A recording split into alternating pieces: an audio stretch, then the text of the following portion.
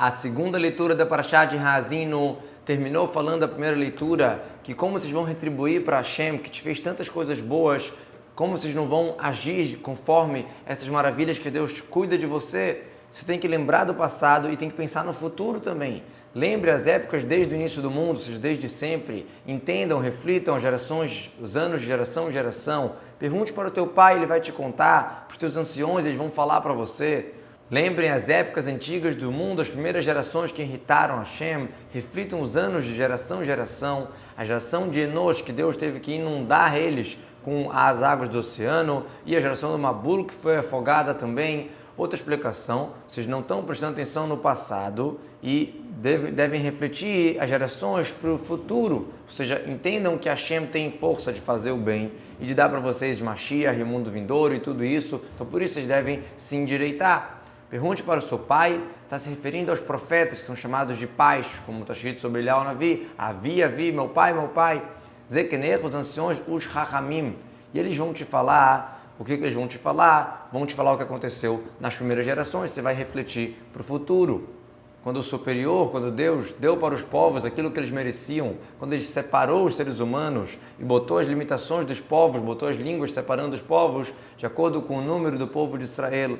Como assim, quando Deus deu para aqueles que irritaram Ele aquela parte que eles mereciam, ou seja, de inundar, de afogar, quando Ele separou os seres humanos, ou seja, na geração da Palagá, quando foi disperso todos os povos e começou a existir os povos, Deus podia exterminá-los, mas não fez assim, e sim, Ele colocou um limite, não acabou com eles, mas demarcou os povos, mudando a língua das pessoas. E de acordo com o número do povo de Israel, ou seja, por conta do número do povo de Israel que ia sair de Shem, por isso que Deus não acabou com eles. E também foi exatamente 70 línguas comparado às 70 almas do povo, dos filhos de Jacob, que foram para o Egito. E de acordo com isso, Deus fez 70 demarcações de povos, 70 línguas. Que a parte de Hashem é seu povo, Jacob é a corda da sua herança. Como assim? Por que isso tudo? Já que a parte de Hashem estava entre os povos e é futuro a sair. Quem é a parte de Hashem? É o povo de Israel. E quem é? É Yaakov Reven Achalato, como uma corda. Yaakov é o terceiro dos patriarcas, que é o triplicado, é feito do mérito dos três, o mérito do seu avô, o mérito do seu pai e o seu mérito, igual uma corda feita de 3 fios. Então, ele e seus filhos são a herança especial do povo de Israel, e não Ismael, filho de Avraham, e não Esav, filho de Yitzhak, justamente a corda feita de Avraham, Yitzhak e Yaakov.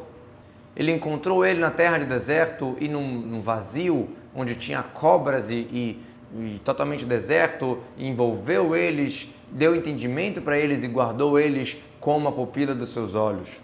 Em Tsael, Hashem encontrou eles fiéis no deserto, porque o povo recebeu a Torá, recebeu o jugo, recebeu a realeza de Hashem, o que não fizeram os Ismael e Esav, quando está escrito que Hashem ofereceu para os outros povos, eles não queriam. E no local deserto, onde tinha Yelel, onde tinha cobras e outros animais, o vetou, uma terra deserta, um local de gritos de taninim, de avestruz e outros animais. Mesmo lá eles seguiram a fé e não ficaram questionando para Moshe como é que a gente vai para o deserto, como a gente vai para um lugar sem nada. E sim, eles tiveram a fé, foram atrás de Deus no deserto, fazendo tudo, confiando em Hashem. Então Hashem envolveu eles com as nuvens, protegendo o povo de Israel, e também eles envolveram o Mishkan através das 4 bandeiras, dos 4 lados, e também envolveu no Monte Sinai, quando está escrito que Deus virou o monte como uma bacia em cima deles, para eles aceitarem o povo de Israel.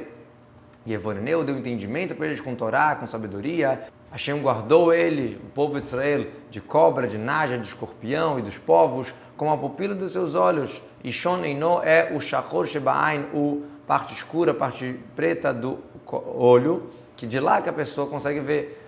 Um traduz outra explicação, em Tsael, que Deus deu todas as provisões que o povo precisava no deserto, igual de matzá, de encontrar, de ter o que poder comer no deserto. Sovevenhu envolveu com a sua Shekhinah, ou seja, o Ohel Moed ficava no meio e as 4 bandeiras de cada um com 3 tribos para os 4 lados. Então, outra explicação que dá no Unclus, que seria que o povo de Israel estaria envolvendo a Shekhinah. Como a águia que acorda o seu ninho, sobre os seus filhotes ela sobrevoa, ela estende as suas asas e vai pegá-lo, vai carregá-lo sobre as suas pernas. Como assim? Hashem foi com piedade, com pena, igual como a águia, que ela é piedosa sobre os seus filhos, ela não entra de repente no ninho para não assustar. Primeiro ela faz barulho, para que eles entendam entre uma árvore e outra, entre um galho e outra, para que os filhos acordem e tenham força para aceitá-lo.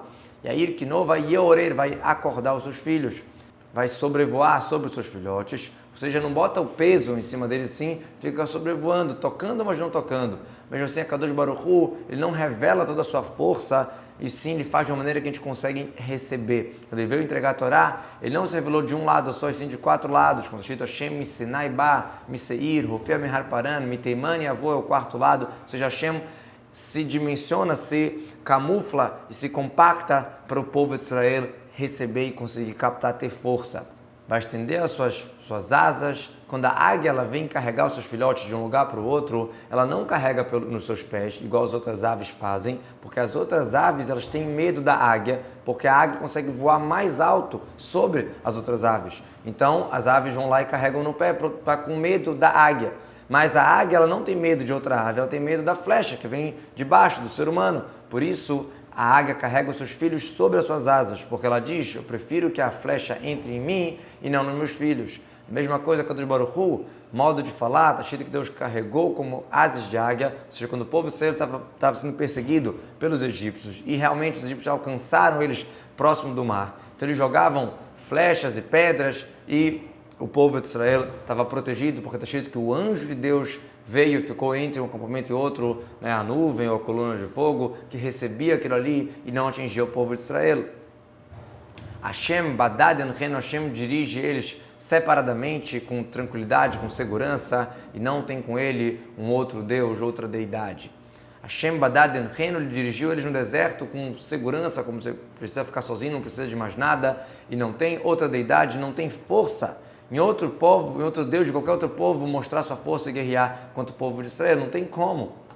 Os sábios explicam que esse passuco também é uma alusão ao mundo vindouro, onde Hashem vai estar com o povo e não vai existir nenhuma outra idolatria, etc. E assim, tradução do Onkelos. Diz Urashi, aqui a palavra Parashah Hazino, o cântico de Hazino, é uma advertência, e ele está testemunhando o céu e a terra, que vai ser esse cântico um testemunho que o povo vai acabar traindo e fazendo errado, e não vão lembrar das coisas iniciais que tinham acontecido, e nem vão pensar sobre o futuro que vai acontecer. Por isso, precisa dar explicação para lá e para cá. Então, todo o assunto que foi falado de refletir, como a gente explicou até agora, tanto para o passado e tanto para o futuro, tudo isso o povo tinha que lembrar. Ou seja, se a gente entende que Hashem cuida do povo de Israel, o Hashem castiga quem faz o pecado e dá recompensa para quem faz coisas corretas, tanto no passado e tanto para o futuro, eu preciso estar ciente disso e me comportar. Então, no Rumash de amanhã, vamos ver toda a explicação dos versículos, tanto explicando olhando para trás, olhando para o passado, tanto explicando para o futuro.